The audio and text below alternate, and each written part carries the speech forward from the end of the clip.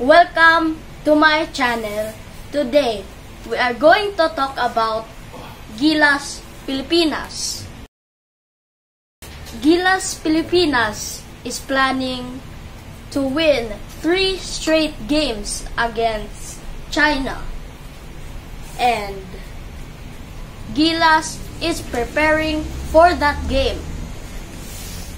Gilas is grouped in Group D together with New Zealand, Iraq, and Chinese Taipei.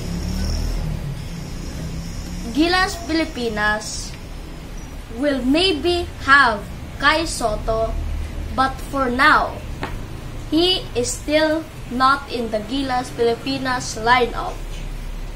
And Justin Brownlee, he will still be leading Gilas Pilipinas with a barrage. And China, they are hoping to stop Gilas Pilipinas from winning 3 straight games against each other. And we won't be seeing Kai Sotto right now because he is still recovering from his injury, his ACL injury. Gilas Pilipinas still has a strong squad even without Kai Sotto. They will have Junmar Fajardo, and AJ Edu is back. Jamie Malonzo is back.